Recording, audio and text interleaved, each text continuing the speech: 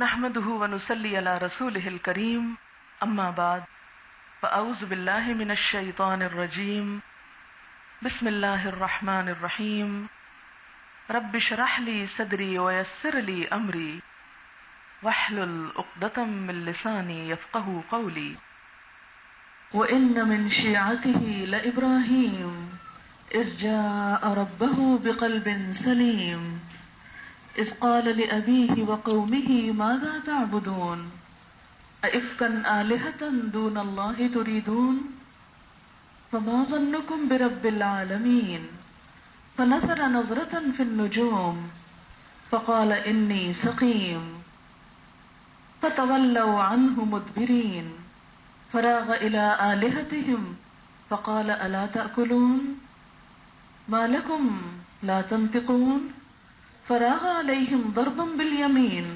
فأقبلوا إليه يزفون قال أتعبدون ما تنحتون والله خلقكم وما تعملون قالوا ابنوا له بنيانا فألقوه في الجحيم فأرادوا به كيدا فجعلناهم الأسفلين وقال إني ذاهب إلى ربي سيهدين رب هب لي من الصالحين فبشرناه بغلام حليم فلما بلغ معه السعي قال يا بني إني أرى في المنام أني أذبحك فانظر ماذا ترى قال يا أبت افعل ما تؤمر ستجدني إن شاء الله من الصابرين فلما أسلما وتله للجبين وناديناه أن يا إبراهيم قد صدقت الرؤيا إنا كذلك نجزي المحسنين إن هذا لهو البلاء المبين وفديناه بذبح عظيم وتركنا عليه في الآخرين سلام على إبراهيم كذلك نجزي المحسنين إنه من عبادنا المؤمنين صدق اللہ العظیم۔ شروع کرتی ہوں اللہ کے نام سے جو بے انتہا مہربان نہایت رحم فرمانے والا ہے۔ اور نوح علیہ السلام کے طریقے والوں میں سے ہی ابراہیم علیہ السلام تھے۔ جب وہ اپنے رب کی طرف صاف دل کے ساتھ متوجہ ہوئے، جب انہوں نے اپنے باپ سے اور اپنی قوم سے کہا کہ تم کن چیزوں کی عبادت کر رہے ہو؟ کیا جھوٹ موٹ کے معبودوں کو تم اللہ کے سوا پوجتے ہو؟ تو تمہارا رب العالمین کے بارے میں کیا خیال ہے؟ سو ابراہیم علیہ السلام نے ستاروں کو ایک نگاہ بھر کر دیکھا اور کہا کہ میں بیمار ہوں۔ غرض وہ لوگ ان کو چھوڑ کر چلے گئے تو یہ ان کے بتوں میں جا گھسے اور کہنے لگے کیا تم کھاتے نہیں ہو؟ تم کو کیا ہوا؟ تم تو بولتے بھی نہیں ہو۔ پھر ان پر قوت کے ساتھ زور زور سے دائیں ہاتھ کے ساتھ مارنے لگے۔ سو وہ لوگ ان کے پاس دوڑتے ہوئے آئے۔ ابراہیم علیہ السلام نے فرمایا کیا تم ان چیزوں کو پوجتے ہو جن کو تم اپنے ہاتھوں سے تراشتے ہو؟ حالانکہ تم کو اور تمہاری اپنی ان بنائی ہوئی چیزوں کو اللہ ہی نے پیدا کیا ہے۔ وہ لوگ کہنے لگے کہ ابراہیم علیہ السلام کے لیے ایک آتش خانہ تیار کیا جائے۔ پھر انہوں نے اس کو دہکتی ہوئی آگ میں ڈال دیا۔ ان لوگوں نے ابراہیم علیہ السلام کے ساتھ بری چال چلی، لیکن ہم نے انہی کو نیچا کر دیا۔ اور ابراہیم علیہ السلام کہنے لگے کہ میں تو اپنے رب کی طرف جا رہا ہوں، وہی میری رہنمائی کرے گا۔ اے میرے رب، مجھ کو ایک نیک فرزند صالح دے۔ تو ہم نے اس کو ایک بردبار لڑکے کی بشارت دی۔ وہ لڑکا جب بھاگ دوڑ کی عمر کو اس کے ساتھ پہنچ گیا تو کہنے لگے اے میرے بچے، میں نے خواب میں دیکھا ہے کہ میں تجھ کو ذبح کر رہا ہوں، تم بتاؤ تمہارا کیا خیال ہے؟ اسماعیل علیہ السلام بولے اے ابا جان، کر ڈالیے جو آپ کو حکم دیا جا رہا ہے، عنقریب آپ مجھ کو صابروں میں سے پائیں گے۔ پھر وہ دونوں اپنے آپ کو اللہ کے حوالے کر چکے اور ابراہیم علیہ السلام نے بیٹے کو پیشانی کے بل لٹا دیا اور ہم نے اس کو پکارا اے ابراہیم، تم نے اپنا خواب سچ کر دکھایا، یقیناً ہم محسنین کو ایسی ہی جزا دیتے ہیں۔ بے شک یہ ایک کھلی آزمائش تھی اور ہم نے اس بچے کو ایک عظیم قربانی کے فدیے کے ذریعے چھڑا لیا اور ہم نے اس کا ذکر خیر بعد والوں میں چھوڑ دیا۔ سلام ہو ابراہیم علیہ السلام پر ہم نیکوکار لوگوں کو ایسی ہی جزا دیتے ہیں، یقیناً وہ ہمارے مومن بندوں میں سے تھا۔ ہم نے اس کو اسحاق کی بشارت دی علیہ السلام، جو ایک نبی تھے، صالحین میں سے تھے، اور ہم نے اس پر اور اسحاق علیہ السلام پر برکتیں نازل کی، اور ان دونوں کی اولاد میں سے کچھ نیک ہیں اور کچھ اپنی جانوں پر ظلم کرنے والے ہیں، کھلم کھلا۔ معزز خواتین، چونکہ عید الاضحیٰ قریب ہے، اسی کے حوالے سے میں نے آج کی یہ آیات منتخب کی ہیں، سورۃ الصافات کی چند ایک آیات، جس میں اس پہلی قربانی کا ذکر ملتا ہے جس کی سنت میں پھر ہم سب کو ہر سال قربانی کرنے کا حکم ملا۔ بات یہ ہے کہ قربانی حضرت آدم علیہ السلام کے دور سے ہی ہو رہی ہے۔ ہم دیکھتے ہیں کہ قربانی کا لفظ قرب سے نکلا ہے۔ اللہ تعالیٰ کا قرب حاصل کرنے کے لیے انسان سے مطالبہ کیا جاتا ہے کہ اپنی محبوب ترین چیز کو اللہ کی راہ میں پیش کرے، قربان کرے۔ نیکی کا معیار بھی یہی ہے کہ لن تنالوا البر حتی تنفقوا مما تحبون، تم نیکی کو نہیں پہنچ سکتے، ہرگز نہیں پہنچ سکتے جب تک کہ وہ قربان نہ کرو جس سے تم محبت رکھتے ہو۔ گویا اپنی محبوب ترین چیز کو اللہ کی راہ میں پیش کرنا، کیونکہ اللہ کی محبت تو ہر چیز سے بڑھ کر ہے۔ قرآن پاک میں ایمان والوں کی صفت یہ بتائی گئی ہے، والذین آمنوا اشد حبا للہ، کہ وہ لوگ جو ایمان لائے اللہ کی محبت میں سب سے زیادہ سخت ہوتے ہیں، یعنی ہر چیز کی محبت سے بڑھ کر اللہ کی محبت ان کے دل پہ چھائی ہوئی ہوتی ہے۔ لہذا اس محبت کے اظہار کے لیے انسان جو کچھ بھی اس کے پاس ہے اسے وہ اپنے رب کی نظر کرتا ہے، اور ان چیزوں میں انسان کا مال بھی ہے، انسان کی اولاد بھی ہے، اور دیگر چیزیں بھی ہو سکتی ہیں۔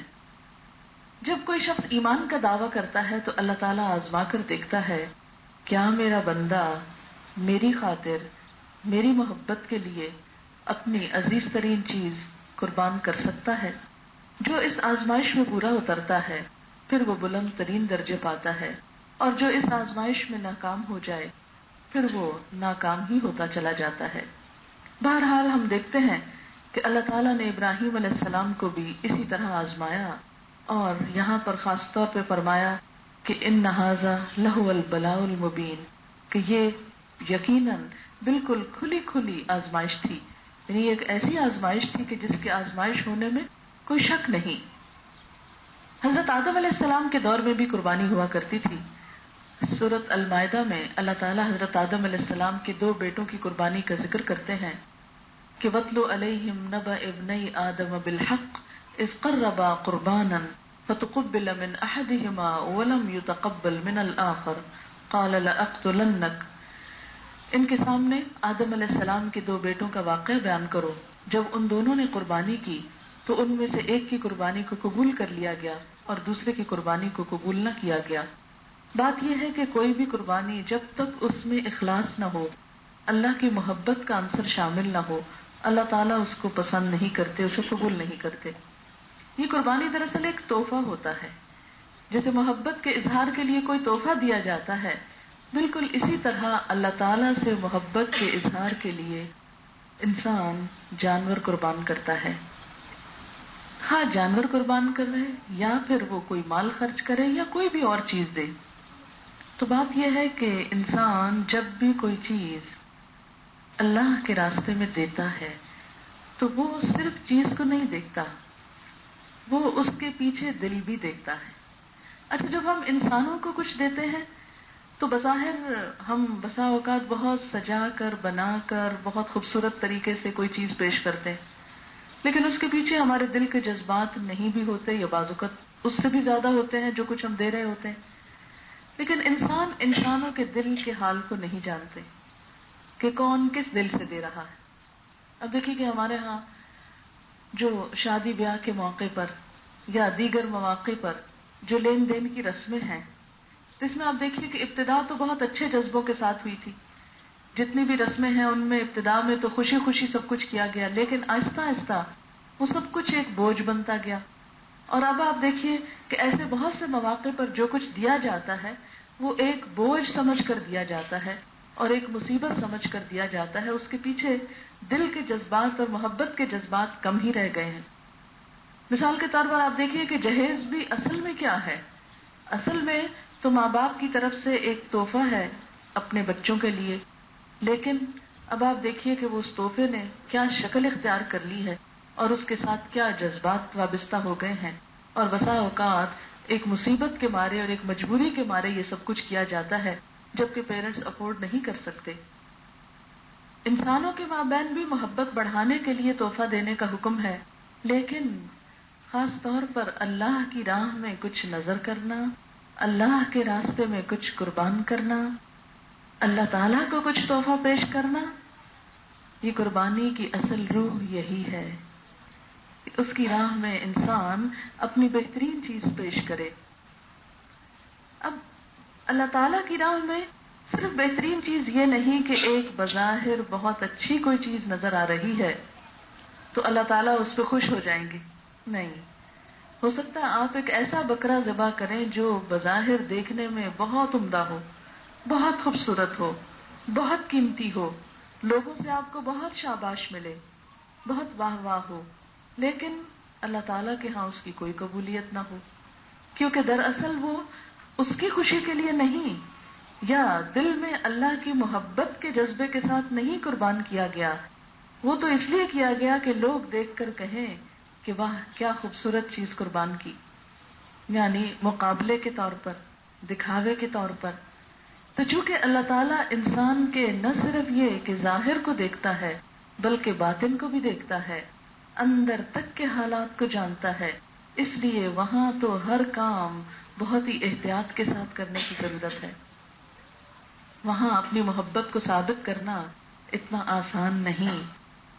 بہرحال اللہ تعالیٰ حضرت ابراہیم علیہ السلام کی اس قربانی سے بہت خوش ہوتے ہیں، اور ان کے لیے ایک بہت بڑا انعام ہے، اور وہ کیا؟ قرآن پاک کی ایک آیت ہے، وَاتَّخَذَ اللَّهُ إِبْرَاهِيمَ خَلِيلًا، اللہ تعالیٰ نے ابراہیم علیہ السلام کو اپنا دوست بنایا، ان کو اپنا دوست کہا۔ یعنی ہم سب تو کہتے ہیں نا کہ ہاں فلاں اللہ کا دوست ہے، لیکن اللہ تعالیٰ نے خود کو ابراہیم علیہ السلام کا دوست کہا، یا ابراہیم علیہ السلام کو اپنا دوست کہا۔ یہ وہ اعزاز ہے کہ جس کے مقابلے میں دنیا کی ہر چیز ہیج ہے، کہ کوئی شخص اللہ کی نگاہ میں اتنا بلند مقام حاصل کر لے کہ جسے اللہ کی محبت نصیب ہو جائے۔ اللہ سے محبت کے دعوے تو بہت لوگ کرتے ہیں، آپ کسی سے بھی پوچھئے سب یہ کہیں گے ہم کو اللہ سے بہت محبت ہے، لیکن کتنے ایسے ہیں کہ جن کو اللہ کی محبت بھی حاصل ہے، کہ جن کو یہ بھی نصیب ہے کہ اللہ تعالیٰ بھی ان سے محبت کرتا ہے۔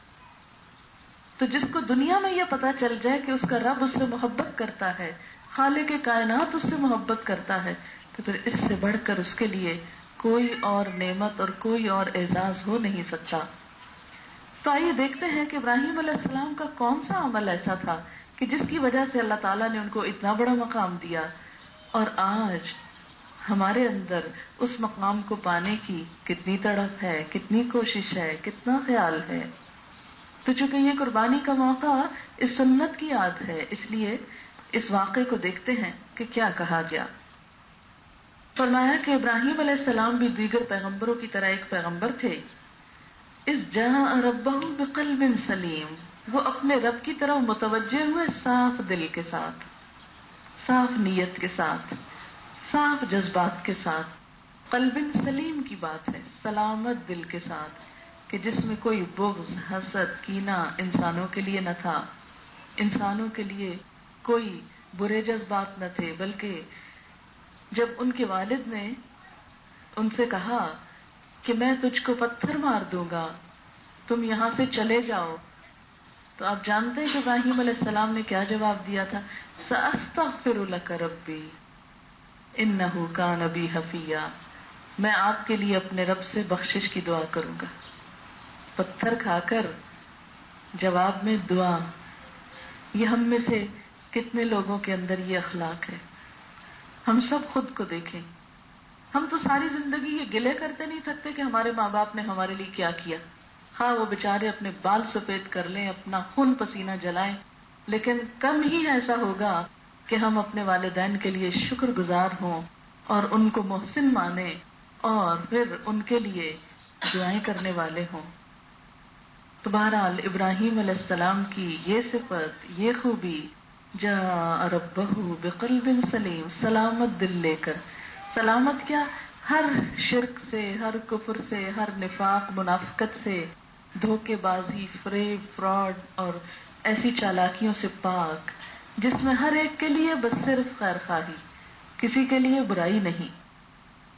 اس قال لأبیہ وقومہ ماذا تعبدون، جب اس نے اپنے باپ اور اپنی قوم سے کہا یہ تم کس چیز کی عبادت کرتے ہو. حضرت ابراہیم علیہ السلام عراق میں پیدا ہوئے تھے. وہاں جس شہر میں پیدا ہوئے، اور کے شہر میں، وہ ایک بہت بڑا شہر تھا جہاں سخت قسم کی بت پرستی پائی جاتی، ہر طرف بت گھڑے ہوئے تھے. اور یہ دنیا میں قدیم قوموں میں عام طور پر یہ رواج تھا بت پرستی کا. اب وہ جگہ جگہ مندر بنے ہوئے ہیں، بت رکھے ہوئے ہیں. سارا دن لوگ ان کی صفائی کرتے ہیں اور انہی کے آگے لا کے پھول ان کو پہناتے ہیں، چڑھاوے چڑھاتے ہیں، پھر ان کے آگے جھک جاتے ہیں، پھر ان سے مرادیں مانگتے. کہ لگے کہ عقل سے کام لو، یہ پتھر تم کو کیا دیتے ہیں، اس میں سے کیا نکلتا ہے؟ کچھ بھی نہیں. ماذا تعبدون افکن آلہۃ دون اللہ تریدون، کیا جھوٹ موٹ کے معبودوں کو تم اللہ کے سوا چاہتے ہو؟ ان کے پاس اپنی مشکلات لاتے ہو اور اللہ تعالیٰ کو چھوڑ دیتے ہو. کس نے ان کو خدائی کا درجہ دیا؟ پھر کیا ہوا؟ وما ظنکم برب العالمین، کیا گمان ہے تمہارا رب العالمین کے بارے میں؟ کیا وہ تمہاری حاجات نہیں پوری کرتا؟ کیا وہ تمہاری مشکلات میں کام نہیں آتا؟ کیا وہ تمہاری تکلیفیں دور نہیں کرتا؟ کیا وہ تم کو رزق نہیں دیتا، اولاد نہیں دیتا، صحت نہیں دیتا؟ کیا اس کے خزانوں میں کچھ کمی ہے؟ کیا اس کے اختیارات محدود ہیں؟ کیا اس کو کوئی روکنے والا ہے؟ نہیں. تم پھر ایسا کیوں کر رہے ہو؟ فما ظنکم برب العالمین. لیکن لوگوں نے کوئی بات سمجھ کے نہ دی، ان کے دماغ میں یہ بات آتی ہی نہ تھی. اچھا کیوں نہیں آتی ایسی عقل کی بات بھی کبھی دماغ میں؟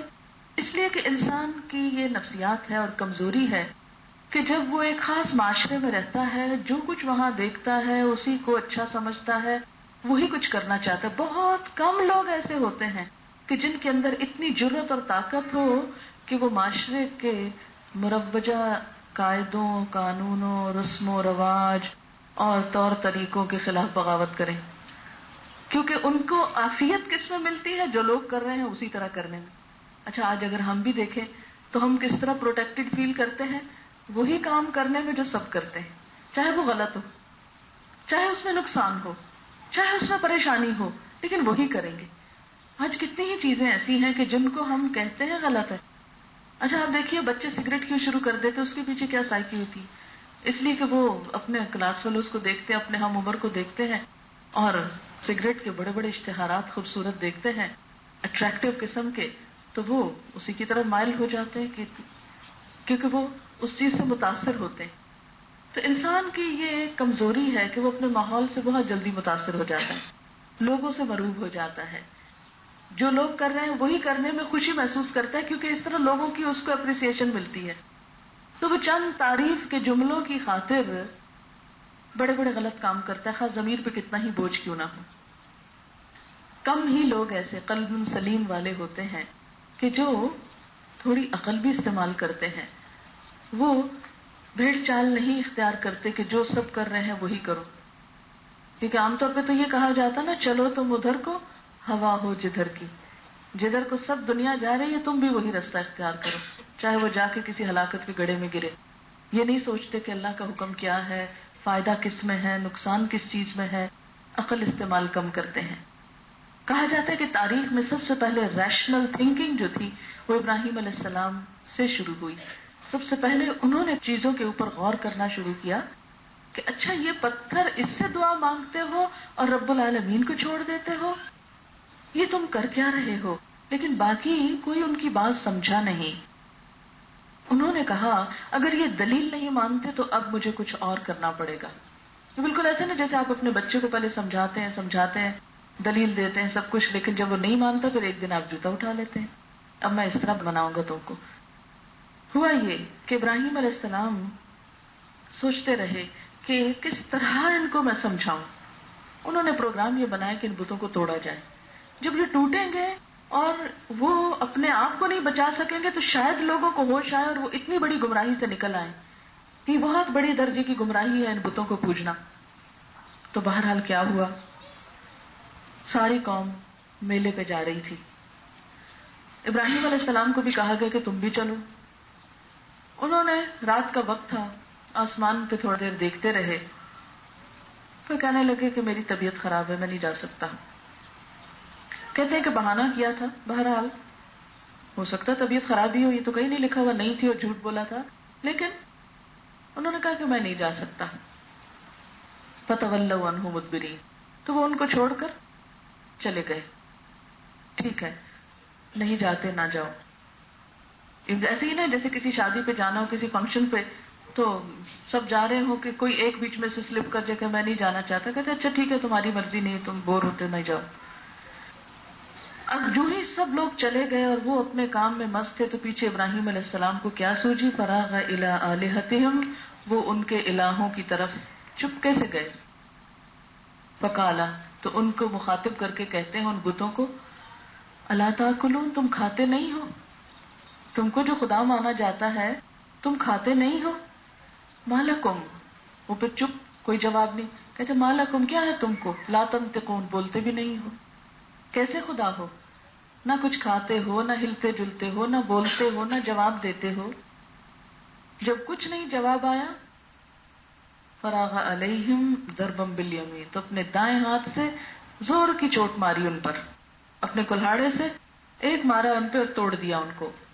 فاقبلوا الیہ یزفون، توڑ کے گھر چلے آئے.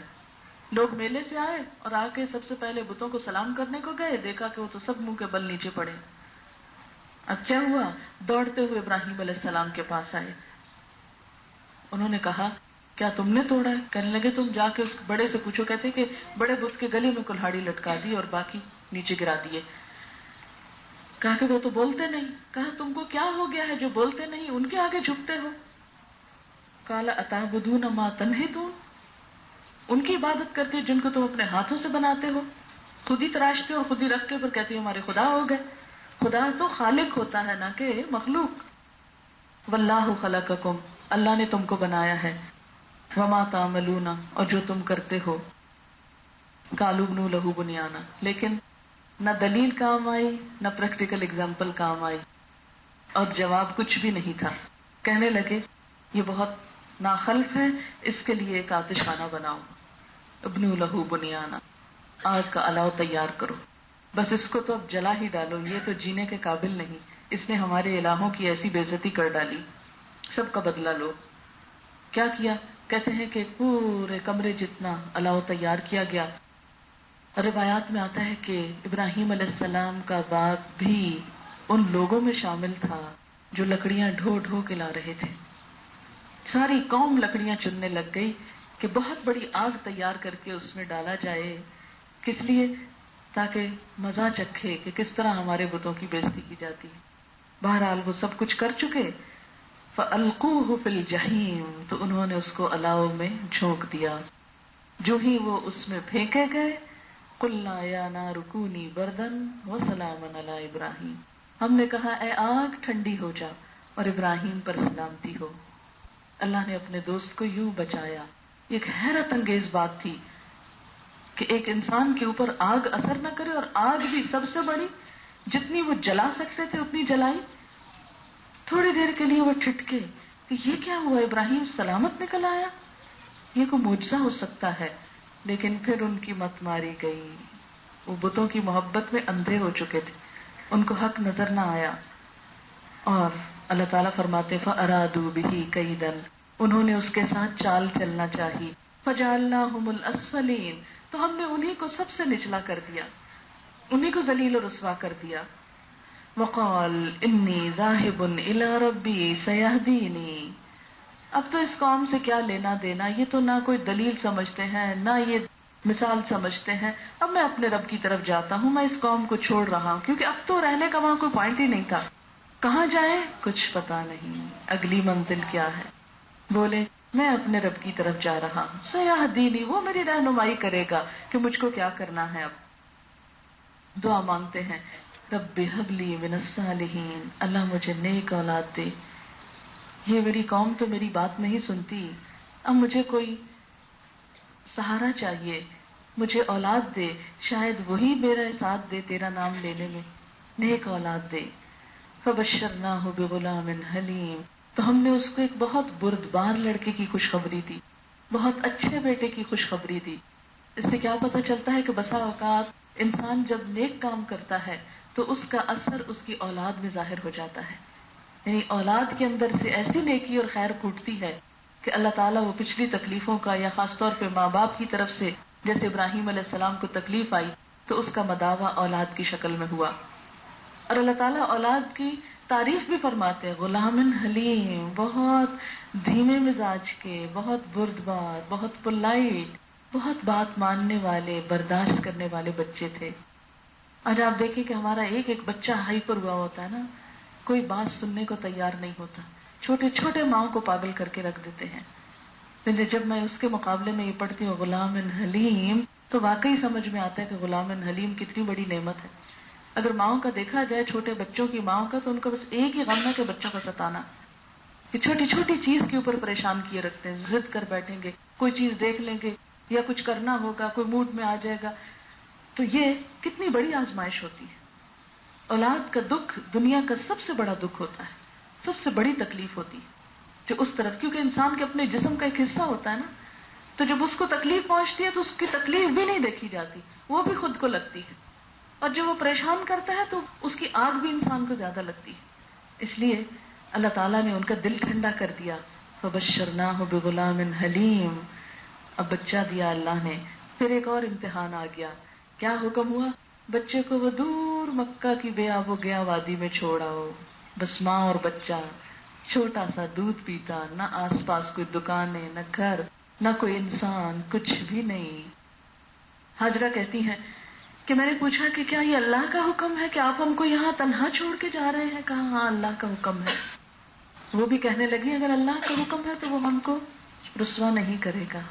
اور واقعی کیا عزت بخشی کہ آج دنیا کی سب سے زیادہ بارونق، پرسکون اور لوگوں کے دلوں کی تمنا وہ جگہ بن گئی جو بالکل ایک ویرانہ تھی۔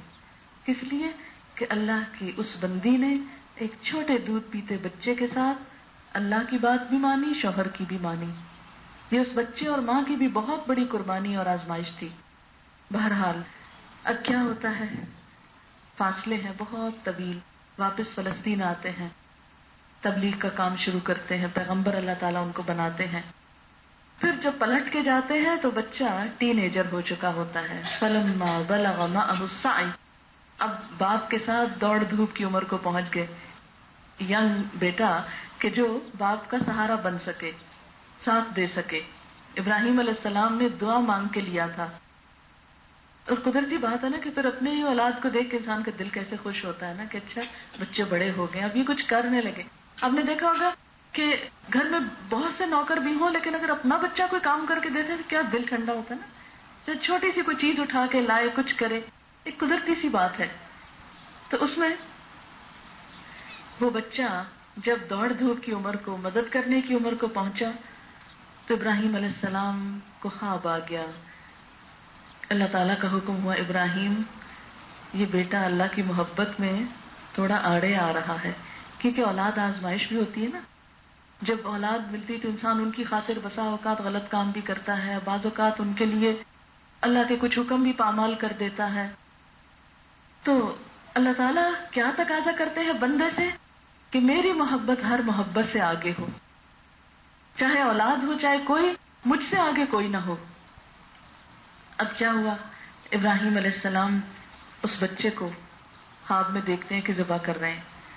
جب اٹھتے ہیں تو پتہ چلتا ہے کہ خواب ہے، بیٹے سے ذکر کرتے ہیں بیٹا میں نے خواب میں دیکھا ہے تجھے ذبح کر رہا ہوں۔ پھر بیٹا بھی کیسا، غلام حلیم۔ کہتے ہیں فانظر ماذا ترى، بیٹے دیکھو تم کیا کہتے ہو، امپوز نہیں کیا، بتاؤ کیا کہتے ہو۔ قال یا ابت افعل ما تؤمر، کہا ابا جان جو حکم ملا ہے کر ڈالیے۔ ستجدنی انشاءاللہ من الصابرین، آپ مجھے صابروں میں سے پائیں گے، میں آپ کے ساتھ تعاون کروں گا، کوئی شکایت نہیں کروں گا۔ فلما اسلما، پھر وہ جب دونوں ہی اپنے آپ کو اللہ کے حوالے کر چکے، دونوں نے اللہ کی بات مان لی، وَتَلَّهُ لِلْجَبِينِ اور بچے کو پیشانی کے بل لٹا دیا، وَنَادَيْنَاهُ أَن يَا إِبْرَاهِيمُ اور ہم نے اس کو پکارا، اے ابراہیم، قد صدقت الرؤیا تو نے خواب سچ کر دکھایا، میں نے تو خواب میں تجھ کو دکھایا کر تو نے حقیقت بنا دی یہ بات، انا کذالک نجزی المحسنین بے شک ہم نیکوکار لوگوں کو ایسی ہی جزا دیتے ہیں، ان ھذا لہو البلاء المبین یقیناً یہ سری آزمائش تھی، کھلی کھلی آزمائش تھی، وفدیناہ بذبح عظیم اور ہم نے اس بچے کو چھڑا لیا ایک قربانی کے ذریعے۔ کہتے ہیں کہ جبرائیل علیہ السلام نے اس کی جگہ ایک مینڈھا لا رکھا، ابراہیم علیہ السلام نے آنکھوں پہ پٹی باندھ کے بیٹے کے گلے پہ چھری رکھی تھی، جب آنکھ پٹی کھولی تو دیکھا کہ اس کی بجائے ایک مینڈھا ذبح ہوا پڑا ہے اور بیٹا پاس کھڑا ہے۔ وَتَرَكْنَا عَلَيْهِ فِي الْآخِرِينَ ہم نے اس کا ذکر خیر، اس کی شہرت بعد کی نسلوں میں باقی رکھ دی کہ وہ نام کبھی ختم نہ ہو۔ سلام علی ابراہیم سلام ہو ابراہیم علیہ السلام پر، کذالک نجزی المحسنین نیک لوگوں کو ہم ایسی ہی جزا دیتے ہیں۔ صرف ابراہیم نہیں، ابراہیم علیہ السلام کے بعد جو بھی کوئی محسن ہوگا، ایسے کام کرے گا، اپنی عزیز ترین چیز اللہ کی راہ میں دے گا، ان کو بھی ہم ایسا ہی بدلہ دیں گے۔ انہ من عبادنا المؤمنین وہ ہمارے مؤمن بندوں میں سے تھا۔ وبشرناہ باسحاق ہم نے اس کو اسحاق کی بشارت بھی دی، نبیًا جو نبی ہوئے، من الصالحین صالح لوگوں میں سے تھے، نیک لوگوں میں سے تھے۔ وبارکنا علیہ وعلی آل اسحاق اسحاق اور ان کی اولاد پر ہم نے برکتیں نازل کی، بنی اسرائیل کی طرف اشارہ۔ ومن ذریتہما اور ان دونوں کی اولاد میں سے، یعنی اسماعیل علیہ السلام کی اولاد میں سے اور حضرت اسحاق کی اولاد میں سے، محسن کچھ تو بہت نیک لوگ نکلے، بہت اچھے نکلے، وظالم اور کچھ ظالم نکلے، اپنے اوپر ظلم ڈھانے والے۔ کیونکہ جب انسان کوئی غلط کام کرتا ہے، کسی کو ستاتا ہے تو دراصل اپنے ہی لیے برا کرتا ہے۔ جب ہم کسی کو ستاتے ہیں، کسی کا برا چاہتے ہیں، کسی سے دھوکہ کرتے ہیں تو خود اپنے لیے کرنے کو جائز قرار دے دیتے ہیں۔ کوئی کسی کو گالی دیتے اس کا مطلب اس نے اپنے آپ کو پیش کر دیا، لاؤ تم بھی مجھ کو دے دو اب، کیونکہ برا کرنے کا نتیجہ تو برا ہی ہوگا۔ لیکن اگر انسان ایسے موقع پر تھوڑا سا صبر کر جائے تو دوسرا بھی معاف کر سکتا ہے، لیکن صبر کرنا ہی تو مشکل ہے۔ صبر میں دراصل انسان اپنے نفس کو قربان کرتا ہے، بکرا ذبح کرنا تو پھر آسان ہو جاتا ہے، لیکن خود کو قربان کرنا یہی اصل چیز ہے۔ وَمِن ذُرِّيَّتِهِمَا مُحْسِنٌ وَظَالِمٌ لِنَفْسِهِ مُبِينٌ ان دونوں کی اولاد میں سے کچھ نیک ہیں، کچھ ظالم ہیں، کھلم کھلا طور پر۔ اس سے کیا پتہ چلتا ہے، خواہ کسی نیک شخص کی اولاد ہی کیوں نہ ہو، جب تک خود اچھے کام نہ کرے تو فائدہ نہیں، خواہ اللہ کے دوست کی اولاد ہی کیوں نہ ہو۔ اور یہاں سے ایک اور بات ہم سب کے لیے یہ پتہ چلتی ہے کہ قربانی محض محبت کا اظہار ہے، جیسے ایک تحفہ محبت کا اظہار ہوتا ہے۔ عید الاضحیٰ کے موقع پر قربانی اللہ سے محبت کا اظہار ہے۔ اور ویسے تو ہم عام دنوں میں صدقہ خیرات کرتے ہیں، روپیہ پیسہ خرچ کرتے ہیں، کپڑا دیتے ہیں، کھانا دیتے ہیں اور بہت کچھ دیتے رہتے ہیں، لیکن ایک ریچول کے طور پر سال میں ایک مرتبہ کیا کہا، ایک جان ذبح کرو۔ کیونکہ آپ ذبح ہوتے جانور کو دیکھیں، اس وقت سوچیں ابراہیم علیہ السلام نے کس دل کے ساتھ بیٹے کو ذبح کیا تھا، تو بالکل دل کے جذبات بدل جاتے ہیں اور بہت دیر تک وہ کیفیت دل پہ باقی رہتی ہے۔ عام دنوں میں تو بچڑ ذبح کرتے پتہ ہی نہیں چلتا کچھ، لیکن خاص طور پر اس کو اپنے ہاتھ سے کرنا اور سامنے کرنا اور اس کو ایک ریچول کے طور پر عید منانا، اور پھر اس کے اور بھی فائدے بہت ہیں کہ بہت سے لوگ جو سال بھر بیچارے گوشت نہیں کھا سکتے، غریب، ان تک وہ پہنچ سکتا ہے۔ پھر اس کی کھال، اس کے بال، اس کی بہت سی اور چیزیں جو ہیں اس سے فائدہ ہوتا ہے۔ پھر جو لوگ ان کو پالتے پوستے ان کا بھی ایک روزگار لگتا ہے۔ یعنی ایک تو یہ ہے نا، بہت سے لوگ یہ سوال کرتے ہیں عام طور پر کہ قربانی کرنے سے بہتر ہے کسی غریب کی شادی کر دیں یا کچھ، سب باتیں اپنی جگہ، سال بھر کیجئے، لیکن اس دن یہی کیجئے جو اللہ تعالیٰ کو پسند ہے۔ اور آپ دیکھیے کہ غریب کو دیتے رہنا کب تک دیں گے، لیکن اگر غریب کو اس قابل کر دیں کہ وہ جانور پالے، بڑا کرے، بیچے، ایک بزنس کرے اور پھر لیدر کا بزنس آگے اور کسائیوں کی ایک ایکسٹرا آمدنی ہو جاتی. ویسے تو ہم سستی کر جاتے ہیں، لیکن جب زبردستی کہا جاتا کرو آج ہی ذبح، تو اس طرح بہت سی جگہوں پر گوشت بھی پہنچ جاتا ہے. بہت سے لوگ اس کو پرزرو کر لیتے ہیں، اور اس طرح ایک پورے معاشرے کے اندر ایک یونٹی بھی پیدا ہوتی ہے، جو خالی اگر کسی کو پیسے دے کر وہ فیلنگ نہیں آتی. تو قربانی جو ہے یہ کئی مقاصد کے لیے ہے، اللہ کے دوست کی یاد تازہ کرنے کے لیے، اپنی محبت کی تجدید کرنے کے لیے. اب دیکھیے ویلنٹائن ڈے ہم کتنے شوق سے منانے لگ گئے، اور اس میں محبت کے اظہار کے لیے ہزاروں روپے کے پھول جو ہیں وہ دیتے ہیں، اور کوئی نہیں کہتا غریبوں کو دو. لیکن جب بکرا ذبح کرنے کی بات آتی ہے سب غریب یاد آ جاتے ہیں، حالانکہ وہ گوشت بھی کون سب خود کھاتے ہیں، غریبوں کو ہی جاتا ہے وہ بھی. تو ایک ریچول جو ہے وہ ریچول ہے، اس کو اپنی مرضی سے تبدیل نہیں کرنا چاہیے. اور اگر ابراہیم علیہ السلام نے خواب دیکھ کر اس حکم کی تعمیل کی تھی، تو ہمیں قرآن کی آیات اور نبی صلی اللہ علیہ وسلم کی سنت کو زندہ کرتے ہوئے اپنی حیثیت کے مطابق اس سنت کو تازہ کرنا چاہیے. اور اس میں نہ تو وہ شرط ہے کہ جیسے زکوٰۃ جس پہ لازم ہوتی ہو، یا مرد یا عورت کوئی بھی کر سکتا ہے، ایون بچوں کی طرف سے بھی کر سکتے ہیں، پورے گھر کی طرف سے ایک کر سکتے ہیں. ڈپینڈ کرتا ہے کہ حیثیت کیا ہے. اور یہ قربانی اصل میں محبت کا تحفہ ہے بس. اور اس میں اگر آپ حدیث کی یا فقہ کی کتابیں پڑھیں تو کہیں جیسے زکوٰۃ کا نصاب ہے یا حج کے لیے استطاعت ہے، ایسی کوئی شرط نہیں رکھی گئی، جس کا دل چاہے کر لے.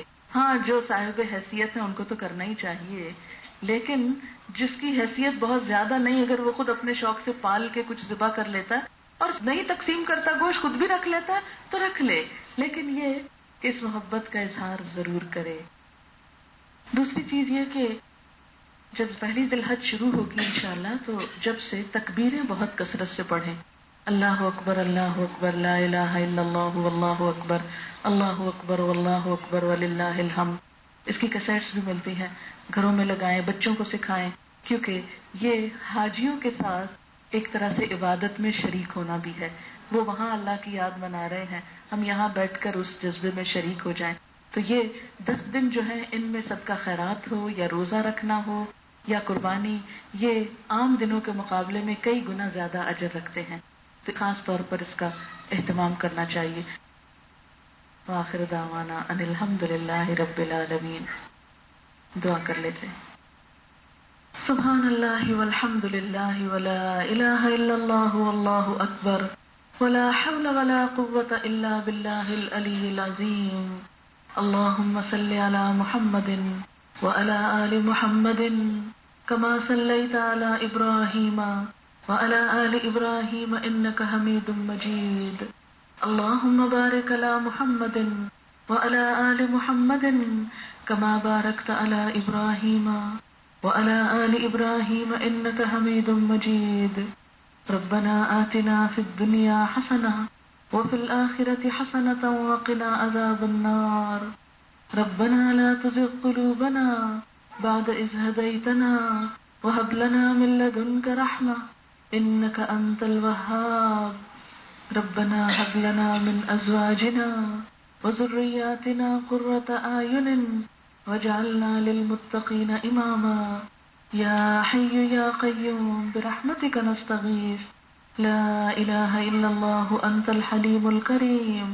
سبحان اللہ رب العرش العظیم والحمد للہ رب العالمین. رب نسألک موجبات رحمتک وعزائم مغفرتک والغنیمة من كل بر والسلامة من كل اسم. لا تدع لنا ذنبا الا غفرته ولا ہما الا فرجته ولا حاجة هي لك ردا الا قضیتها یا ارحم الراحمین. یا اللہ پاک جو کچھ ہم نے پڑھا ہے تو اپنی رحمت سے اسے قبول فرما. اللہ تعالیٰ جو بات آپ کو پسند آئی ہو ہم سب کو اس پر عمل کی توفیق عطا فرما، اور اگر کوئی بات ہم سے ایسی ہو جو آپ کی پسند کی نہ ہو، یا اللہ ہم سب کو اس سے دور کر دے. یا اللہ تو ہمیں اپنی محبت عطا کر دے. یا اللہ ہم مسلمانوں کو باہم ایک دوسرے کی محبت عطا کر دے. ہم سب کے گھروں میں خیر، عافیت اور محبت ہو، باہم بہترین اخلاق ہو. یا اللہ ہمارے بچوں کو ہماری آنکھوں کی ٹھنڈک کر دے، انہیں دنیا اور آخرت کی بہترین کامیابیاں عطا فرما. ہمارے والدین پر اپنی رحمت فرما. یا اللہ ان کے گناہوں کو معاف کر دینا. ان کے درجات بلند فرمانا. یا اللہ ہمارے تمام عزیزوں، دوستوں، رشتہ داروں کی پریشانیاں دور فرما. یا اللہ تو اس گھر پر اپنی خیر و برکت نازل فرما اور ہم سب کو ان کاموں کی توفیق دے جن سے تو راضی ہو جائے. ربنا تقبل منا. یا اللہ سب بیماروں کو صحت دے، سب دکھی لوگوں کے دکھ دور فرما، سب حاضرین مجلس کی نیک خواہشات کو پورا فرما. ربنا تقبل منا انك انت السميع العليم وتب علينا انك انت التواب الرحيم. وصلى الله تعالى على خير خلقه محمد وعلى آله وأصحابه وأهل بيته أجمعين برحمتك يا أرحم الراحمين. إلهي آمين.